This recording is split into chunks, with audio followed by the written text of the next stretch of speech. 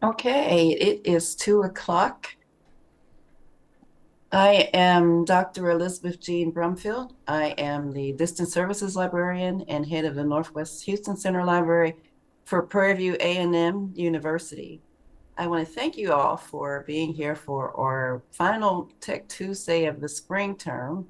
And I'm very grateful for all of the attendance we've had so far in the last, I think, 10 weeks, all of the different presenters we've had, and discussions, the lectures, the workshops, everything I think has been very educational and entertaining.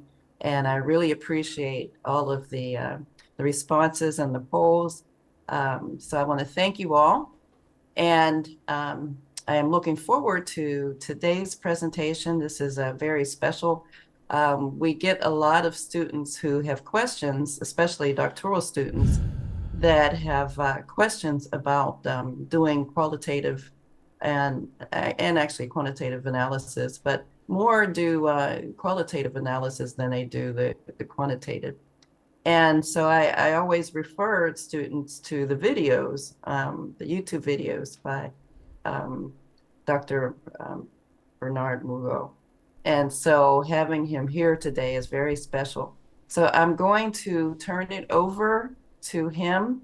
I want to remind everyone we won't have any more Tech Tuesdays up until September, but please in September look forward to a great series, some more continuation of AI and looking at some robotics that will be in the future. We're going to have presentations on that. And then looking at different analysis, a research data module that I am working on with Texas A&M University. So there's a lot to look forward to for the next series, the fall series of our Tech Tuesdays. So again, I'm going to turn it over now to Mr. Thank you Longo, so sir. much. Thank you, Dr. Bramfield, and it's an honor to be your presenter today and to be of help to different people around the world.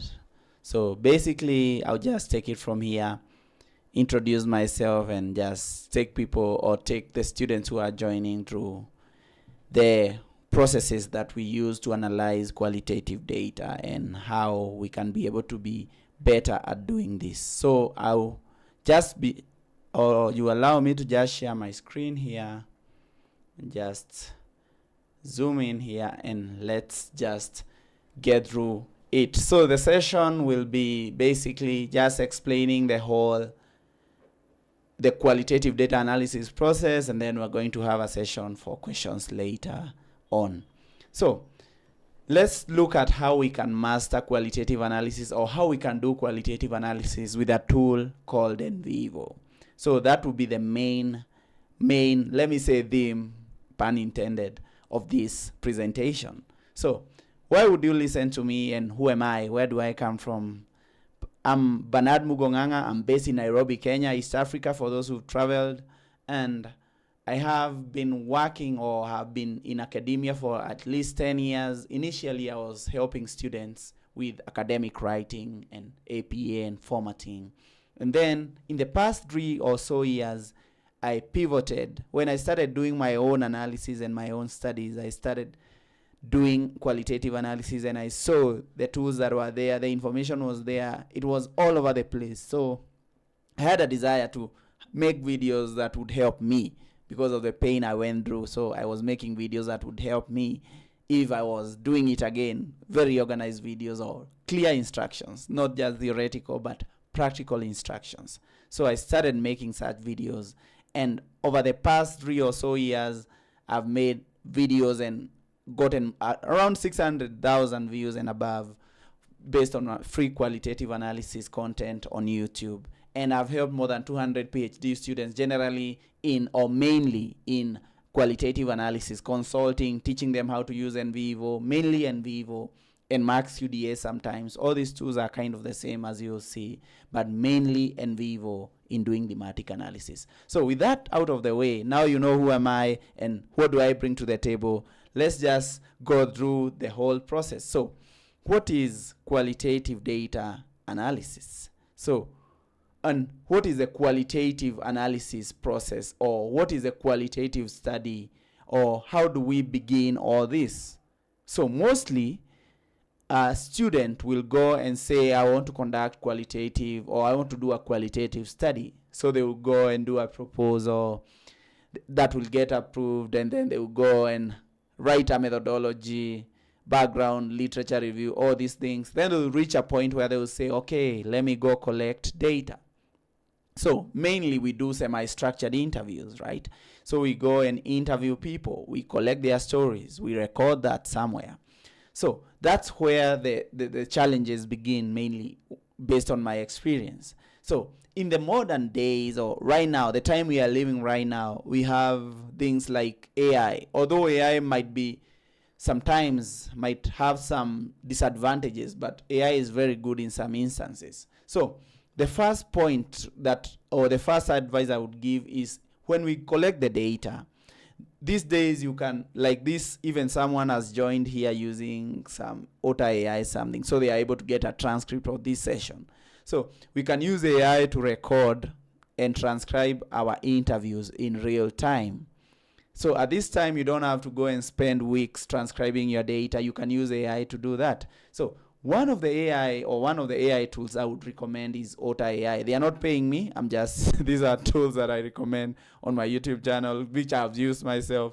So Otter AI is a tool you can use, and if you can take time to go visit their website and check Otter AI, you can use it for personal use and for recording and transcribing your interviews in real time. So after you are done recording, you still have your transcript, and you can go and proofread and check, and then that can hasten, or that can make it easier, or that can make it, or can make the process of moving forward now to the analysis faster, rather than taking a month or two to transcribe and to proofread and all that. So with Otter AI, probably the accuracy is 93% or 95%. So basically, you can use that tool. So we collect the data, then we transcribe the data. So after we transcribe the data, now we move to the other problem that arises. How do we analyze it?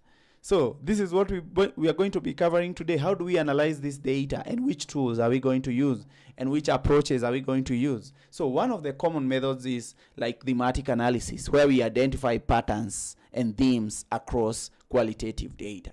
So I'm going to do a short practical example of that in later parts of the session. And finally, we report the findings. So the qualitative analysis process has four major steps. We collect the data, we transcribe it, we analyze it. This is why we use tools such as NVivo, Max QDA, and Atlas TI, as we are going to see, and we report on the data. Now, having known that, what are the main approaches of analyzing qualitative data? There are many approaches that you can adopt, which include content analysis. This one, we categorize textual information, or content analysis mainly is counting. You see someone say, the word likely was mentioned by 25% of the participants. They are trying to quantify the data. That's called content analysis. We have narrative analysis that focuses more on the stories as they are told. So when we are doing narrative analysis, we focus on the narrative. Mostly, we do not even do coding and getting names. No. Narrative is, we record, then we retell the story. It's called restoring or retelling. Then we have another approach, discourse analysis. This is mainly used for people who are conducting studies, mainly those who are doing or majoring in English and literature. So, like, what's the true meaning of words? So, discourse, like, how do people communicate and all that? So, discourse analysis. Now, we also have thematic analysis as an example. This is one of the most popular approaches. And personally, as someone who's done a lot of analysis, I would recommend thematic analysis approach for beginners. So if you are doing qualitative analysis for the first time, it's better to structure your study, or to have in mind that thematic analysis is one of the easiest or one of the most straightforward approaches for beginners. So we can get that. Now, I linked this presentation will be available. Dr. Brumfield can be able to share it with anyone who can access it. She will share it in the resources. So I'll put more links in case you need to follow up and watch a more detailed video on that. Now, when do we use, because I've told you that I would advise you to do thematic analysis. So when do we use thematic analysis, or which studies are appropriate for thematic analysis? So thematic analysis is ideal when we are exploring the views and opinions of people. So it's ideal for understanding how people perceive topics or issues. Let me give you an example. Like, what are the views of people on the implementation of, or what are the views of the general population on the implementation of tax cuts? So like tax cuts for the rich. So if we are collecting views, qualitative views or written views or stories or opinions, which is not data that is quantitative, not 1, 2, 3. So we ask them about their opinions or views. We can go and analyze that and get the major themes. Like, we can get a general feeling of how the general population feels about tax cuts for the rich. So that's exploring views and opinions. We can use thematic analysis. We can also use it for examining experiences. So, which is for analyzing personal accounts or lived experiences. For instance, the lived experiences of breastfeeding mothers who have twins, or the lived experiences of individuals suffering from type 2 diabetes. These are just random examples I'm throwing at you. So you can get an idea of when, and it's not just scientific. No, we can use, or there are so many experiences of people with utilizing a given tool. So that's how we can use thematic analysis. Another way we can use it is to assess knowledge. So we can assess the knowledge of people about a given tool, about a given idea, about a given theory, so assessing knowledge so that we know whether people know about something, and understanding values. So we can evaluate the beliefs, the value systems of a certain community or a group of people. So these are just examples of when we can use thematic analysis. Remember, thematic analysis, basically the main goal is to get themes, or like what I would call salient ideas, or salient things that come out which are obvious to see and which we want to highlight as the major issues that are discussed in a given context. Now, thematic analysis approaches there are two main thematic analysis approaches. So if we can draw like a kind of a chart, we would have inductive approach on this side and deductive approach on the other side.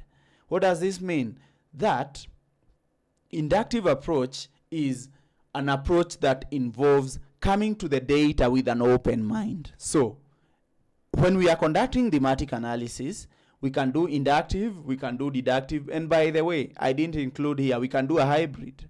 So there is no purely inductive approach or a purely deductive approach. Students have to understand this. Yes, there is a majorly inductive or a majorly deductive, but they are not pure, because we can't have a pure approach in like the normal world. Normally you will have thoughts, you have some things that you want to look for. So let me explain what inductive and deductive is, and a hybrid approach which would include the two approaches, which is also used by some more experienced researchers. So an inductive approach, we let themes emerge directly from the data. Not emerge, we develop themes. I don't like using the word emerging, I like using the word developing. So we develop themes based on the data. So we do not come to the data with preconceived ideas. We come to the data with an open mind. Then we do something we call codes. I'm going to show you what a code is. And we do open coding. We are reflexive, meaning we reflect on our biases, right? We write memos, we reflect on our biases and how our biases might affect our interpretation. Then we let the data speak to us. So inductive analysis or inductive thematic analysis is driven by the data. And then it's a bottom-up process. Bottom-up means we start getting codes. Then we look for a pattern of shared meaning across the codes. Then we get themes. Don't worry about all these terms I'm using right now. I'll try to explain most of these terms and show you practically how we do all this coding using NVivo, as I promised in the beginning of the session. Now, what is the second approach of doing thematic analysis? We do deductive thematic analysis. So this one is different from inductive, because this thematic analysis is based on predetermined themes or based on an existing theory. For instance, let's say I have a tool that I'm using to test the happiness of people, right? So this tool, I develop it using a certain theory. So when I want to evaluate this tool, I will have ideas that I want to test. Is this tool effective? Is this tool flexible? Is this tool applicable? So those are kind of predetermined themes, like things I want to find out about this tool. So I'll go and look at the data and connect the data, which is called codes. I get codes that I connect to my predetermined themes. So deductive means we have predetermined themes. Mainly, we come up with the themes when we are formulating the questions that we are going to ask our interviews. So in deductive thematic analysis, the themes come out even before we even conduct interviews. In sometimes we formulate the themes so that we go conduct interviews to find more information to support the themes. So that's a deductive approach to thematic analysis. So having known that, this is a top-down process. So top-down, we get themes, then we get codes later. It's theory-driven, mainly, or framework-driven. We have a framework which gives us the themes. It's a confirmatory process. So we are confirming that these themes exist in the data. It's structured coding. We have a coding structure. So I have videos where I give an example. I do an inductive coding and a deductive coding. I'll provide that link. But for the purposes of this session, today we are going to do inductive thematic analysis, which is also one of the most popular approaches that is data driven. Now, what are the tools that we use to conduct thematic analysis and other forms of qualitative analysis? We have three main tools that I would recommend to you. One is NVivo, second is Max QDA, and third is Atlas TI. Now, I have a preference, and it seems like most scholars have a preference for NVivo. NVivo is one of the most cited. If you go to scholarly articles or you read theses or dissertations of most students, they use NVivo.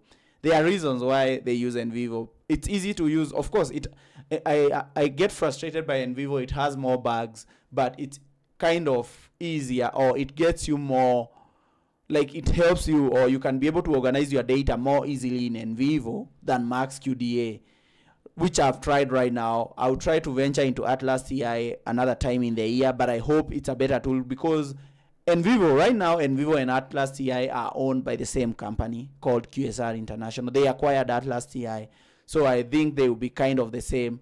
And then we have Max QDA. So whichever tools you use, probably your supervisor or your professor will tell you which tool you're going to use, but most students use NVivo, which is easier to use and allows you to organize your data. I want students to understand that qualitative data analysis tools do not do the analysis for us. I always tell this to my clients over and over again. So people who come from a quantitative background assume that we are going to put our transcripts and then the tool will run the analysis for us. As we will see in this session, in qualitative analysis, we have not gotten to the point where AI is able to get the nuance or the context. We still need human interpretation, and that's the beauty of qualitative analysis and qualitative research. So it's important we do our analysis. So why do we need these tools? We need these tools to organize our data, because traditionally some scholars, or initially scholars, were using sticky notes and Excel and Word to try and get information. And when you do that, you can still do it. By the way, I've done it before. I have a video on using Word and Excel, but it's quite tedious. So we use these tools to manage the information. Now, having known the tools that we are going to use for thematic analysis, which is an approach of doing qualitative data analysis, let's have a look at one of the most effective frameworks. So we have a framework, or we have different frameworks of doing thematic analysis. And probably if you read more, you've seen that some people say they are just doing thematic analysis and they don't tell you how they did it. And all of a sudden we have, or we see them having themes. So that's not an advisable approach of doing it. It's better for you, for the goodness, or for your work to be more valid, more reliable, for you to align your methodology with your analysis. It's good to just state the approach that you are using. So which approach are you going to use? And that's why I propose one of the most popular approaches of doing thematic analysis in the current times, which is the Braun and Clarke 6-step framework for thematic analysis. Braun and Clarke are two scholars that have really contributed to coming up with a structure of doing thematic analysis, and their work is, I have shared their scholarly articles at the end of this session. So when you get this session, or when you get this kind of a presentation, you'll be able to see the articles and read them yourself, and you'll see these two scholars have really done a good job of giving us a framework that we can rely on to do our thematic analysis and to be more organized when doing thematic analysis. Now, the Braun and Clarke 6-step framework is an inductive approach. It's an inductive approach. Remember, we have inductive and deductive approaches. So the Braun and Clarke 6-step framework is more of an inductive approach. So what does it include? 6 very simple steps. 1, we familiarize with the data.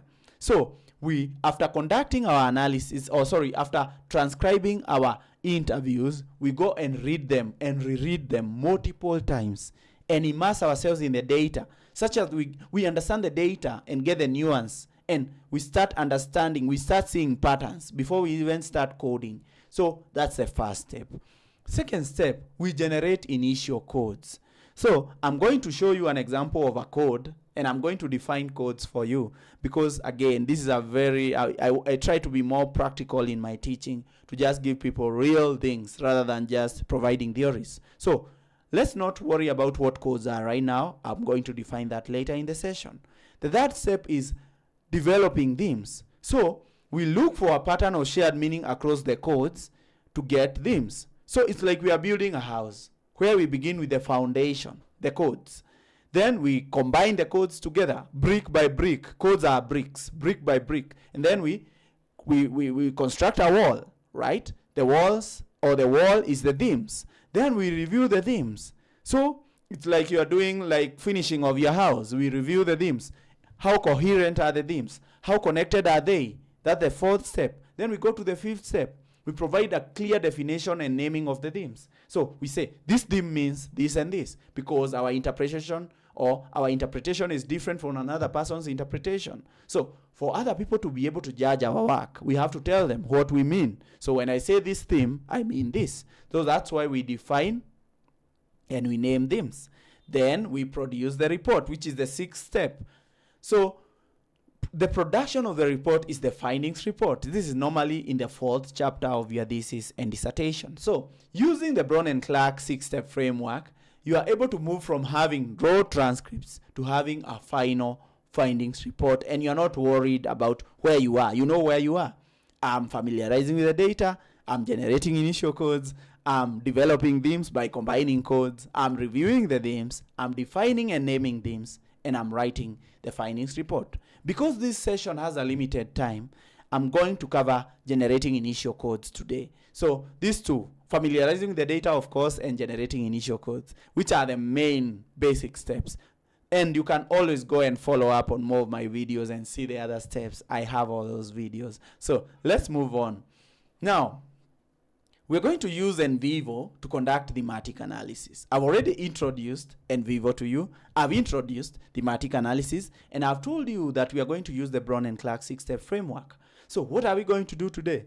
We're going to import a transcript into NVivo. I'm going to introduce the NVivo to you, the NVivo tool to you, show you the main menus that you have to focus on as a beginner. Like you would when you are driving a car, you wouldn't pay attention to the indicator that shows you where the gas tank is. You don't worry about all that. You watch the road. So I'm going to show you the main tools that we can use as a beginner and create codes. And then we are going to see how we can go from there. Now, before I go to NVivo, I promised you that I'm going to define what a code is, and I'm going to show you examples of codes so that when we start doing it practically, you can understand where we are and what we are trying to do. So let me just first define a code, then come show you examples of code, and then come back to the definition. So simply, a code is a label or an interpretive statement to any particular information that's important to our research questions or objectives. So when you are conducting research, you have objectives that you want to meet. You have questions that you want to answer. So by coding, we only code information that we deem important to our objectives or questions.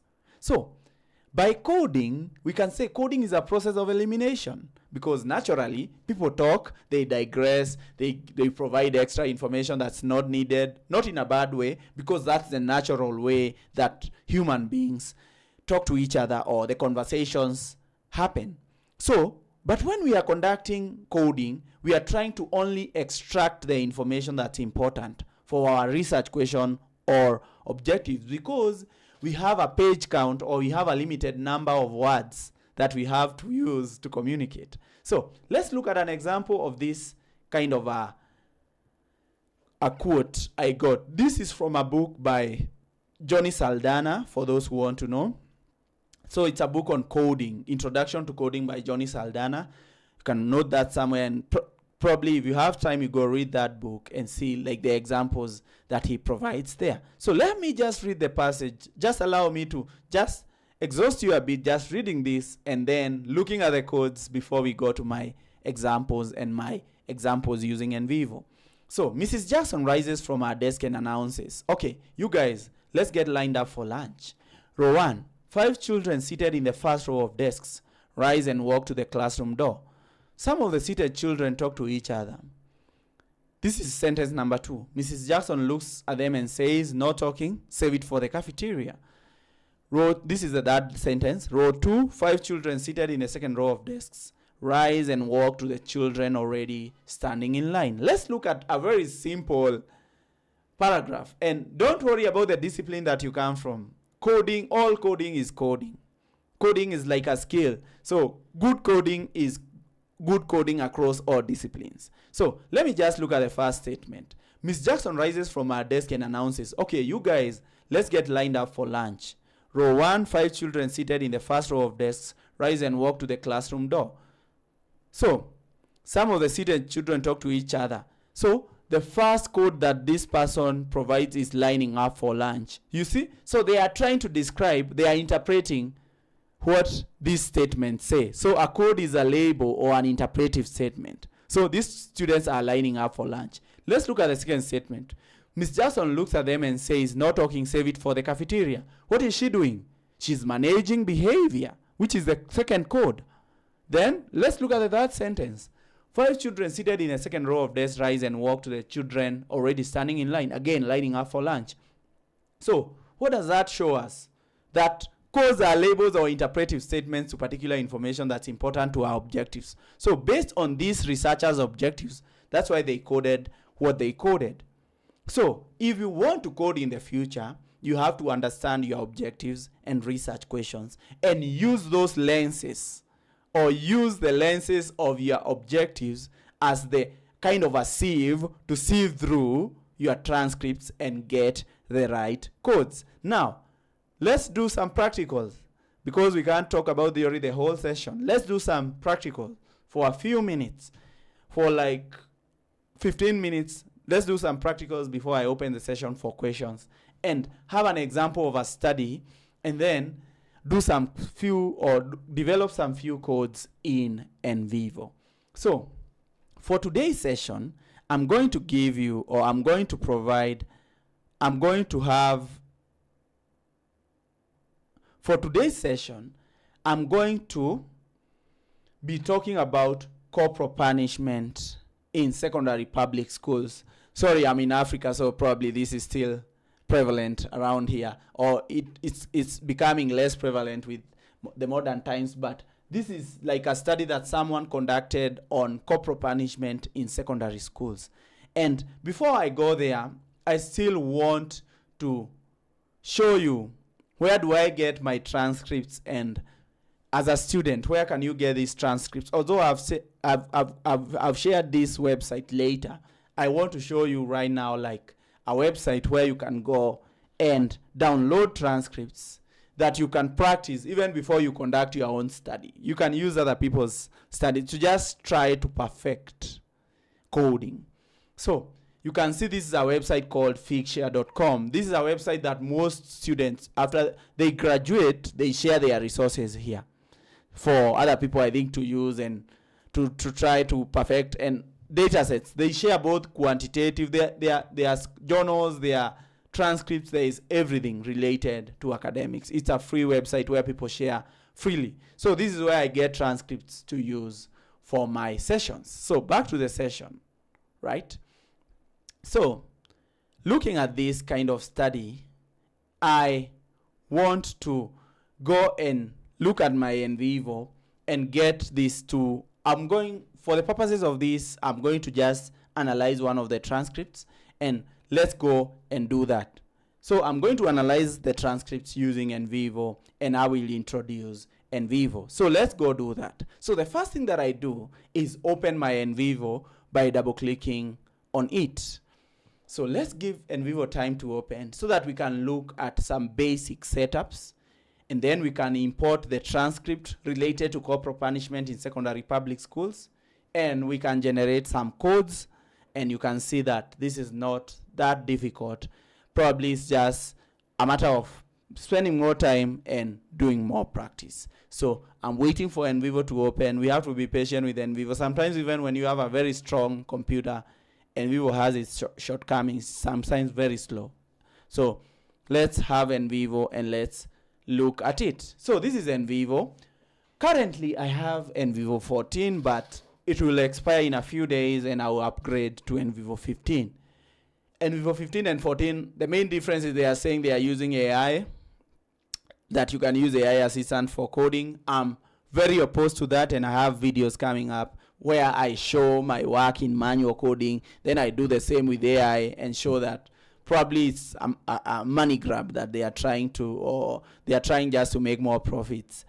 Like the AI tool makes, like, you can't say that a tool is supposed to make you more efficient, not slow you down.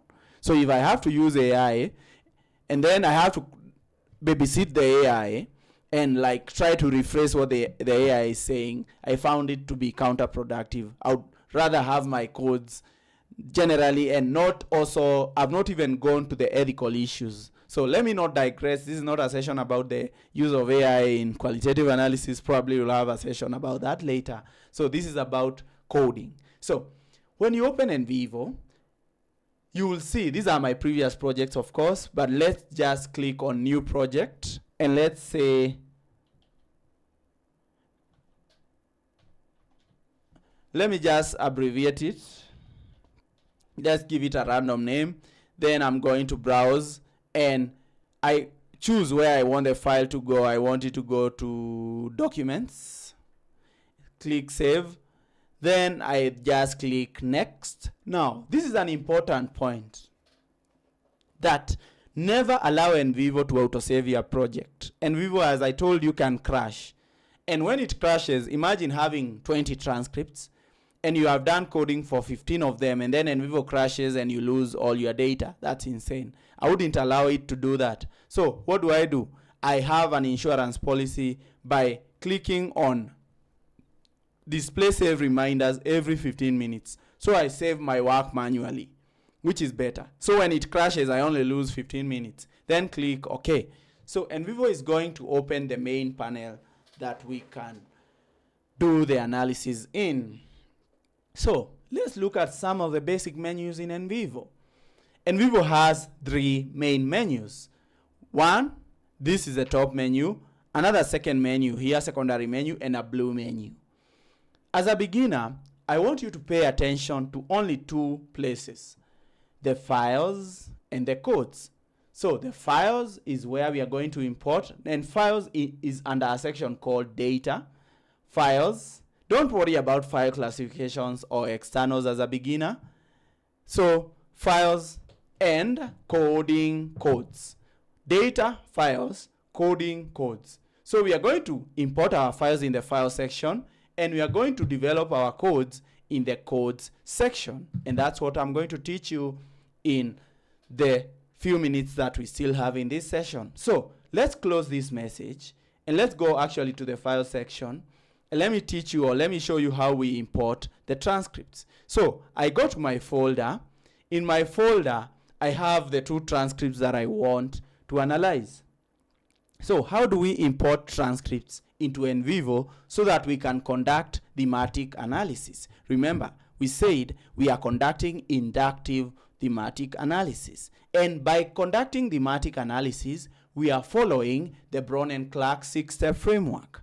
For the purposes of this session, we are only going to do 2 steps of the 6 steps. And that's a lot because coding is where you spend more than half the time. Once you know how to code, the rest of the steps are very easy.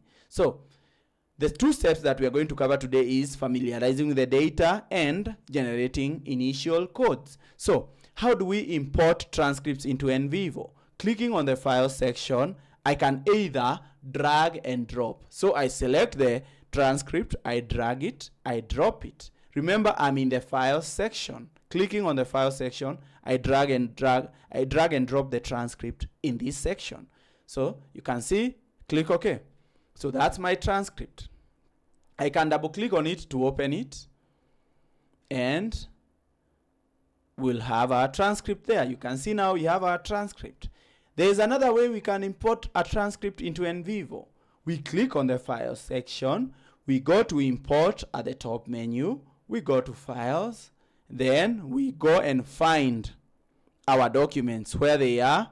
Mine are in the desktop, YouTube, and they are somewhere in this folder and these transcripts, and I want to import interview too. Then click import. So that's the longer way. Drag and drop, or you use the import button. You have to make sure that your transcripts are closed in a Word document so that they can be imported into NVivo. Now, let's go and do some codes. Double click on interview 1, and I'm going to read a few paragraphs, get some codes for the purposes of this session, and see how this coding goes. Now, having opened, I double click on the interview, and here you can see the interview. And now click on the code section. In the code section, I close the message. Here is where we are going to generate our codes.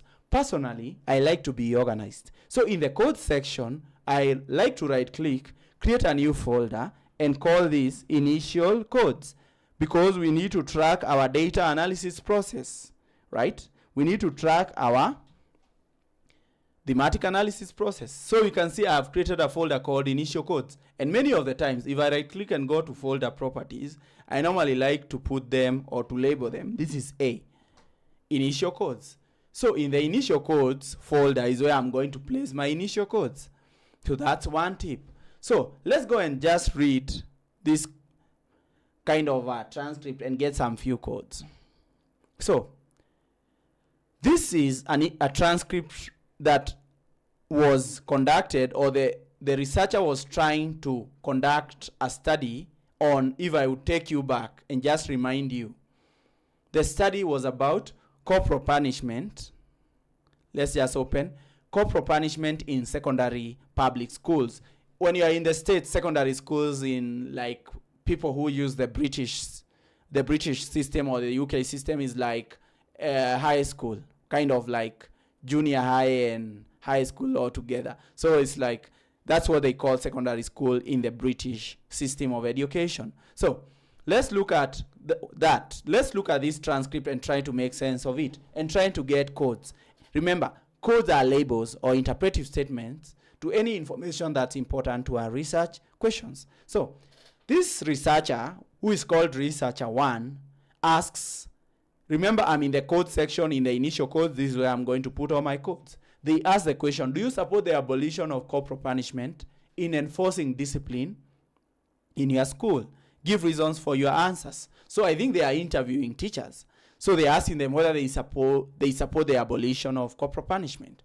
The participant says, by the way, when we are coding, don't just start coding. I would have read the whole transcript, but I've read it before, so I won't waste your time reading it. But when I'm coding, I won't start coding before I read the whole paragraph. First, I read the paragraph, then I start getting codes. And you're going to see codes are like answers to to the specific questions that are being asked. So let me just read this. Do you support the abolition of corporal punishment in enforcing discipline in your school? Give reasons for your answer. So participant 1 says, yes, I do support it because corporal punishment is not an effective way to use to discipline learners. It can cause more harm than good, and learners who have been disciplined by using the practice of corporal punishment tend to have low self-esteem, and some of them can be depressed to an extent of committing suicide. So let's see. Do you support the abolition of corporal punishment? That's the question. Let's read the question again. In enforcing discipline in your school. So this person or this teacher, yes, I do support. Let's get that statement up to there. Let's drag this, drop it here to generate an initial code. So we can drag and drop, and there is another way we can generate codes which I'm going to show you. So let's interpret what is this person saying. Do you support the abolition of corporal punishment in enforcing discipline? Yes, I do support. So supports, I code supports. Remember, I'm labeling or interpreting. Supports the abolition of corporal punishment. I like to voice type. That's why you may see I'm slow sometimes, but I'm able to voice type. I think I can activate that. If you go to your computer, if you're using a Windows and press the Windows button and the H, you can voice type, and I'm going to try to do that. So let me just stop it for now. Let's just get another code. So you see, I coded that as supports the abolition of corporal punishment. Let's double click on that code and let's see the quote. You will see the quote that we got there. So let's just see that. You see, this is the quote. So the code is supports the abolition of corporal punishment. This is the quote that the interviewee provided. Let's keep getting more codes. Because this person has given so many codes to answer that question. Yes, I do support it because corporal punishment is not an effective way to use to discipline learners. So we can have two codes, one code or two codes. They say, starting here, we can code this as another way to code, drag or drop. Let me also do a drag and drop for this one. Let me voice type for this one. Believes that corporal punishment is an effective way of disciplining learners.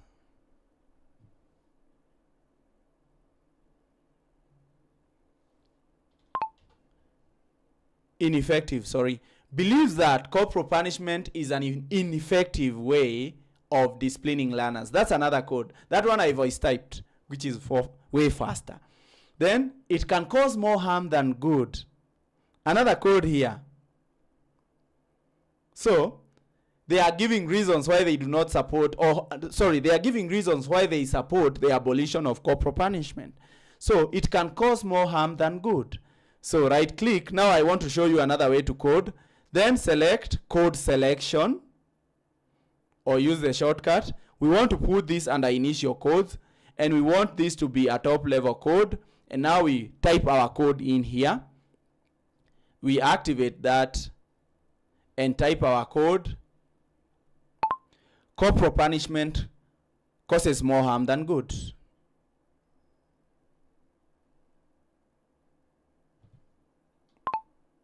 Then we click code selection. You can see I have that code. So that's the way we keep coding. And learners who have been disciplined by using the practice of corporal punishment tend to have low self-esteem. Again, I can highlight this statement and say, let's keep coding here. And again, here I'm going to code selection. Let's go to initial codes, top level codes. Corporal punishment can make learners to have low self-esteem. You can see, let me just close this and I will come and open it again. Let me just close it first and see the kind of codes I'm getting. You can see I'm coding freely. You can see I am not afraid of breaking things. I'm not afraid of messing things. I am coding freely. These are initial codes. We can always come and revise them. But I need to capture what the person is saying. I'm trying to be interpretive in my coding. I'm trying to interpret the information, not summarize. Coding is not summarizing. We are not summarizing the interviews. We are interpreting the interviews. We are making the meaning more obvious. So you see, I've developed 4 codes in such a short time. Now, there are ways we manage codes. If you look at my transcript, now let's go back to my transcript, and you can see NVivo is counting the codes, by the way. 4 codes. And if you go to initial codes, 1, 2, 3, 4. 4 codes coming from that participant. So these numbers matter and they mean something. And also 4 references. 4 codes are what we've done. So if you go and like click on that highlight, you can see the areas I was coding. And now you see all these codes come from question number 1. This is question number 1. So how do I know which codes come from which question? There is one way that you can approach NVivo, and that's why we use a tool like NVivo to do coding, and that's why you should use a tool like NVivo rather than doing manual coding using Microsoft Word or Excel. So why? Because I know this comes from number 1, so I can go and say question number 1 will be, the color code for question number 1 is red, question number 2 is blue, question number 3 is orange. So let me show you those colors. So all codes that are going to come from question number 1, I'm going to right click, go to color, and color them as red. So mark them as red, you can see. Because so that later I will know this one came from question number 1, which will make it easier for me to combine the codes to get themes, right? And this one, maybe later the theme would be, I don't want to infer or I don't want to get ahead of myself, but for this one, the code would be probably what are the shortcomings of, or what are the disadvantages of corporal punishment. So you can see this person has given us so many disadvantages. Corporal punishment causes more harm than good. It can cause low self-esteem among students, and believes that corporal punishment is ineffective. So for today's session, I will end there for the NVivo part, and let's get back to the presentation. Now, having known what we can do or how to use NVivo to do coding, and if you want to know how to move forward, please watch my channel. I'll provide the links and everything, and Dr. Brumfield will share with you. You can know how to go from codes to themes step by step. I have all that information on my channel, and I have the links in this presentation. So these are the links and resources. So Figshare, I've already shared with you, is where I retrieve my transcripts. I have my videos which you can explore in my channel. It's called Surviving Research. I have scholarly articles, mainly Braun and Clarke and other people who have shown the use of the Braun and Clarke 6-step framework for thematic analysis and how you can use that. And now feel free, I'm giving it to Dr. Brumfield if there is anyone with questions. Yeah, so you can feel free to ask any question. Thank you. Thank you. I have a couple questions. So looking as a librarian, and we have accreditation, we have SACs, and we do a lot of quantitative numbers, but if we wanted to go forward and do qualitative, like doing interviews with students, would this be a tool that we could use? What kind of interviews, Dr. Brumfield? Like if we ask students, like, what do you like in the library? What things do you need? Things like that. Yeah, this is a tool that you can leverage, and you can easily get the main issues, which are what you'd call the themes. Like, what are the main, probably you can even analyze and get, like, what are the books that students like the most, or what are the best experiences they have. Yes, this is a tool you can use to analyze your qualitative data, that is the written kind of information that you may collect from students. Yes, you can use this tool. Okay, I have one more question.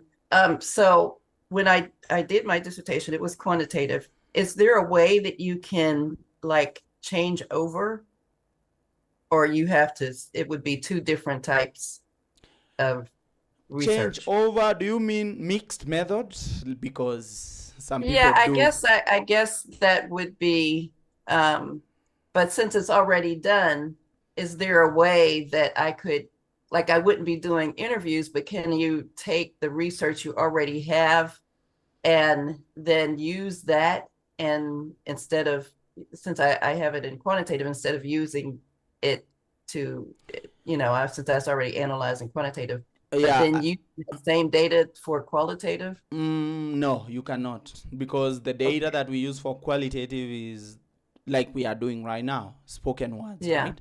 For instance, this session, we've recorded it, right? So I can transcribe this session in Otter AI or any other, or manually. Then I can give it to someone to go tell them what are the main themes of this presentation. You understand? So they would go and analyze. They would go and get codes, right? So that they combine them to form themes. So if you don't have qualitative data, which are like you've not spoken to people or you've not collected data through interviews, and mainly semi-structured, not just rigid interviews where you allow people to express themselves, to give their opinions, then you can't really say you are doing qualitative. You have to start with the data. The data is the one that informs the approach, so that you are able to now do thematic analysis, and down the line you are able to choose a tool to use, such as NVivo. Yeah. Thank you. That was a very helpful answer. Okay. Any other question, please, from the attendees?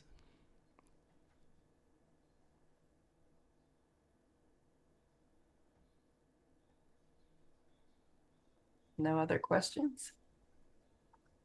Can I see the citations list again? That's good. That's good. But I'll still, let me just go back there. Thank you. Yeah. Yes, because I definitely like the thematic 6-step framework. Yeah, that's good. That was very helpful. Thank you. You're welcome.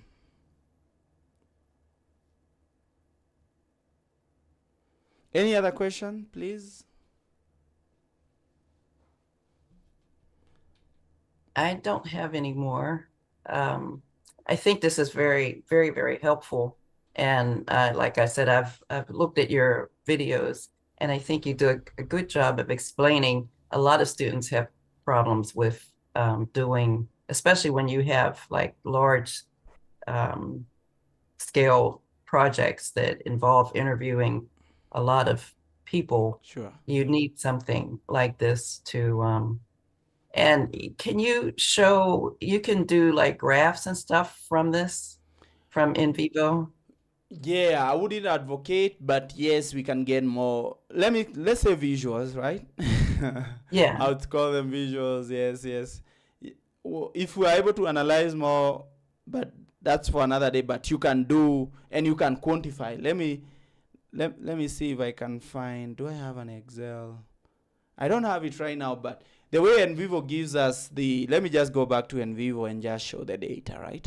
So the way NVivo gives us these numbers, okay, files and references, and the files are the participants, right?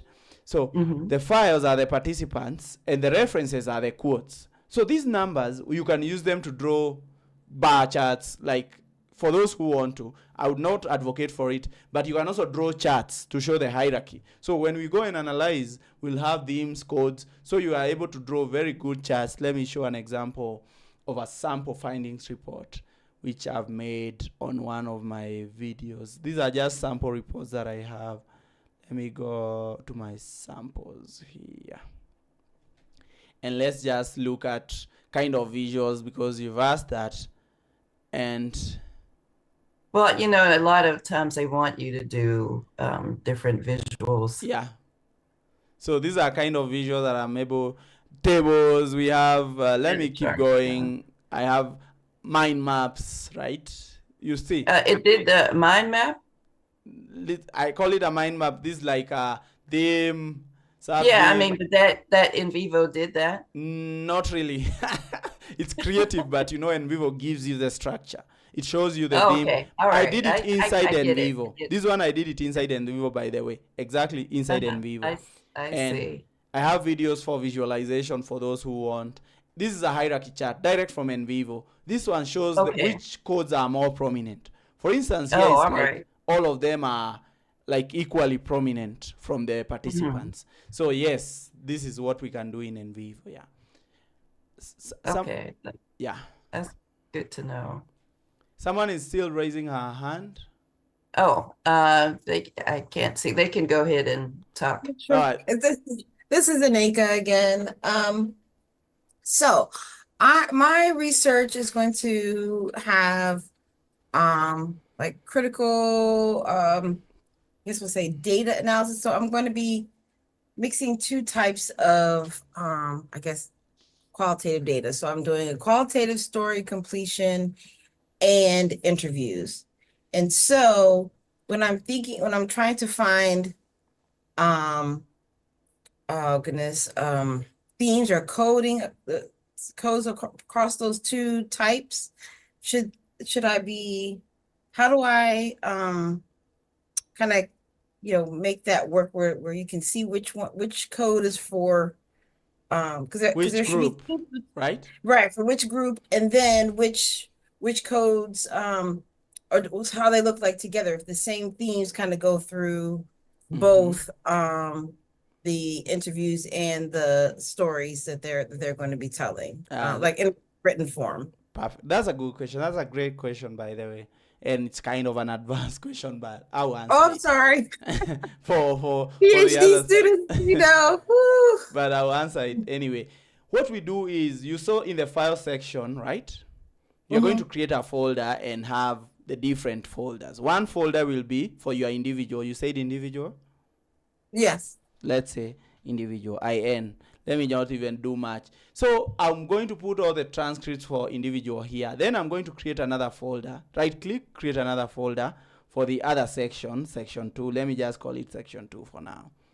So these interviews will be, so I assume, let me give you an example with my interviews. Let's drag and drop them inside one of the folders.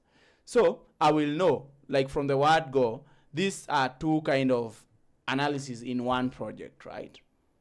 So not just in the files, in the codes, I'm going to have initial codes for individual interviews and initial codes for section 2. So all along your interviews and your coding and thematic analysis, you're going to develop your analysis separately. You're going to have different folders. So you're going to get themes for this section and themes for that section. That means when you go write your report, which will have two sections, you can now look at the differences and the similarities. I hope that's what you want to do. That's exactly what I want to do. This is very helpful. Got a proposal defense in the works. So this is very helpful, so I can convey that to my committee. Thank you. Exactly. Well, you're welcome. You're welcome. Any other question, please? So if no more questions, I would like to return this. This has been very, very interesting and very helpful. And I'm glad that we taped it, because I'm going to have to go over it again. Yeah. And I'm sure that I'm definitely going to make it available to the graduate study. And so they will have it. But I really, really appreciate your doing this session for us. And I have to apologize. There was a little mix up in logging on that wait list that I mentioned at the beginning. I wasn't sure if I should keep it on, but there was a little issue with that. So I apologize that no problem. Some people may not have been able to get on. But anyway. No problem. Thank you so much. Thank you so much, Dr. Bramfield. And I would also like to tell the students who attended, like, this is just scratching the surface. There's way more. Because now, after codes, we need to get the themes. So they can follow me, and trust you me, I have all these information. I have all these videos, as you always refer them. They can follow me on Surviving Research on YouTube, on my website. I have blogs of this, like real. Those who like reading will read the blog. Those who like watching can watch the YouTube videos on Surviving Research on YouTube. So thank you so much. Okay, well, thank you. Thank you, everyone, for tuning in. And as I said, this is our last Tech Tuesday for the spring. Look forward to seeing you again in September. Thank you. Thank you so much. Bye-bye. Bye-bye.